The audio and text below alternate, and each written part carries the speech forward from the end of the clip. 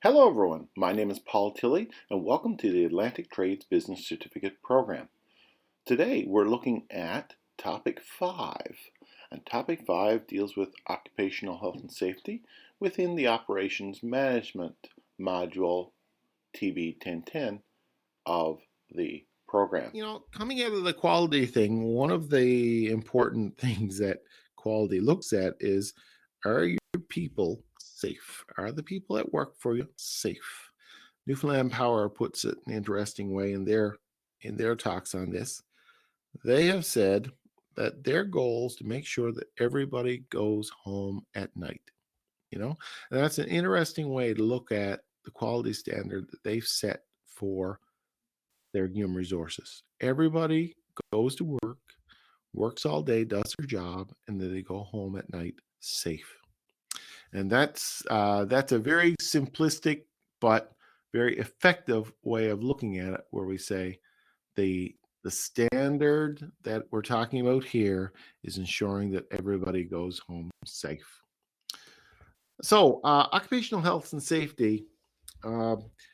Originally, many years ago, when the Industrial Revolution took place, we're talking 150 years on now, people came to work for other people. That was never done before that. Generally, people worked for themselves up until then. But as people came to work for other people, people got hurt on the job or got killed on the job at worst. And the question was, who's responsible if someone is at work and they get killed? Well, originally the thought was, tough luck. You're the employee. You went on a flight of fancy. Something fell on you. I can't help you. Tough luck. Next employee, please. And as you can imagine, that was a very unacceptable type of approach, especially from the person who was hurt on the job. Okay.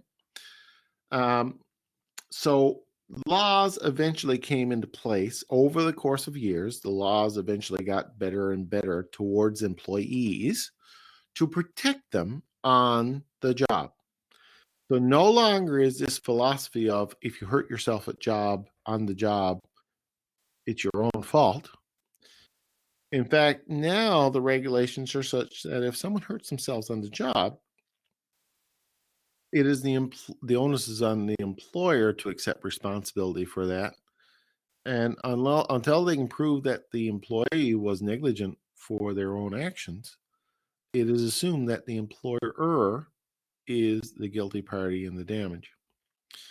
And employers have found a good way to minimize the risk of that, because they have helped create the workers' compensation system, which is designed to insure workers in the event that they are hurt on the job. And it also safeguards employers from being sued. So let's take a look at these occupational health and safety standards that we live under here in our environment here in Newfoundland and Labrador. Well, the government has, over the last number of years, developed a set of laws that are applied to all workplaces. And these laws are built into something called the Occupational Health and Safety Act. Every province in Canada has its own Occupational Health and Safety Act. And the federal government has an Occupational Health and Safety Act. So we have a patchwork of acts here in Canada. And the reason is that labor is defined as a provincial responsibility. So it's covered under provincial jurisdiction. But for most of us, occupational health and safety is a provincial responsibility. So the Act is the set of laws and regulations that have been developed over the course of time. And the whole purpose of the Act is to prevent accidents and injury to health arising out of or linked with or occurring in the course of employment. So it's designed to make sure everybody gets home at night. The province of Newfoundland and Labrador has created a web page which contains a series of informational items and links to laws and pamphlets and information surrounding occupational health and safety, and I'll link it here up in the corner. The Occupational Health and Safety Act is a document that outlines the very specifics of what employers are responsible for, what employees are responsible for, what contractors are responsible for, what suppliers are responsible for, and the processes that are in place in terms of occupational health and safety committee meetings, processes in order to stop work in the event of some sort of a occupational health and safety problem. I've broken down and drawn out the key elements here. The employer's duties require that the employer ensure health, safety, and welfare of his or her workers. Number one. That's the number one thing that the OHS Act does. Workers' duties required that the worker take responsible care to protect his or her own health and that of workers and other persons in or near the workplace. So again, it puts a certain onus on the employee to say, you're responsible for your own health. Don't do anything that could affect your own health or affect one of your coworkers or someone else's health. Contractor duties require a principal contractor to ensure that the employers, workers, and self-employed persons that he or she is responsible for comply with the OHS regulations. So if you bring in a contractor, the contractor can't skirt around the laws. Suppliers, too, they're required that the proper tools, appliances, and equipment supplied comply with the OHS legislation, making sure that the stuff that's brought into the workplace is safe. OHS duties outline the general responsibilities of the Provincial Department of Labor in respect to occupational health and safety. What is the government's role? What are their responsibilities?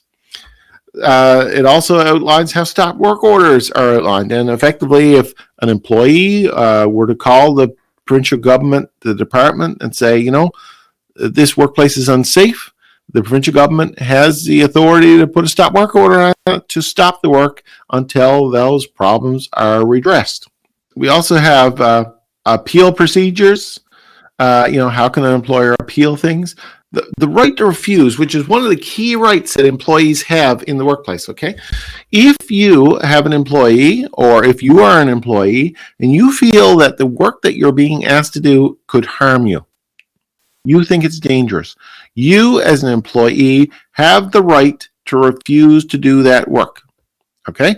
Without consequence. So if I am your employer and I say to you, go walk out on that plank and you feel that you'll fall off the plank and hurt yourself, you have the perfect right to say to me, no, I'm not going to do it. And then I say to you, well, I'm going to fire you if you don't do it. Well, the thing is, I can't, because the rules say that you cannot discriminate against an employee for protecting his or her own rights, and they have a perfectly good right to refuse. What would happen is that the department will get involved and investigate whether or not that is safe or not. If it is deemed not safe, the employee doesn't have to do it. If it is deemed safe, the employee then is obliged to do it within the context of the job requirement. Accident reporting establishes procedures for reporting accidents, and there are proper procedures in place, and the forms be filled out and the like. Occupational health and safety committees outline in requirements. If you work in a workplace with more than 10 employees, you have to have a formal committee that meets 4 times a year and that has representation from labor management on it, and they sit down and they discuss issues in the workplace. If you're less than 10, you have to have a workplace representative who is responsible for completing forms and the like that get sent off to the provincial government regarding the workplace safety. So the principal rights of workers in Newfoundland and Labrador is, again, to refuse unsafe work. A worker can do that. Another principal right is to participate in identifying and correcting problems. Not only is the worker responsible or can refuse to do, but they also can be involved in making sure that what's put in place is right. WHMIS is an offshoot of the OHS Act, and what it does is it ensures that workers are aware of the chemicals and dangerous substances that may be brought into a workplace and how to deal with them. The Workplace Hazardous Materials Information System has 3 basic elements. The first and most important element deals with worker education. The idea is that if a worker is knowledgeable, the worker will be able to protect him or herself. The idea of education is to give workers the basic concept of what is the materials that are bringing into the workplace, what are the potential ramifications of dealing with those materials, and how to deal with those materials safely. The second major element of WHMIS deals with workplace labels. These are labels that are on the products that are being used, and a worker could look at the product label and determine what the product is, what the product is used for, the safety concerns and the proper procedures for using the product, and that will give them some degree of safety in terms of their everyday use. The third element deals with the material safety data sheet, which is a much more comprehensive, detailed explanation of what the product is, what's in the product, what are the ramifications using the product, some health issues, safety issues, all kinds of information regarding the product that the worker can access in the workplace in order to find out how best to manage that product.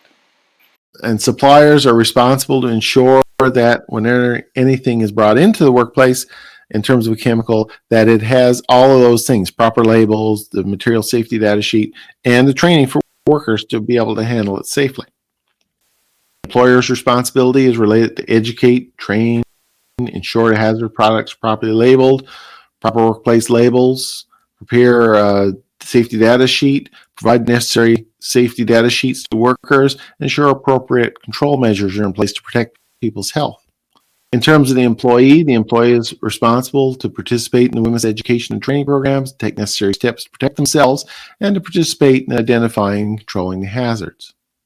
So if we think about these hazards, then these are the kinds of things that you see, and these women's symbols kind of look at some of the major hazards, exploding cylinders, gas compression cylinders, some sort of a health hazard coming from a product, biohazard, biologics, for example, flammability, corrosiveness, or an exclamation mark may cause less serious health effects but damage the ozone layer, something not specific to the person but may damage the earth. Flame over circles an oxidizer. It will make a fire burn worse because it provides oxygen. Skull and crossbones, again, a poison. And environment may cause damage to the environment. So these are some typical symbols that we would see with WHMIS, and employers need to be making sure that those things are on the products that enter the workplace, and employees should be aware of what those things mean.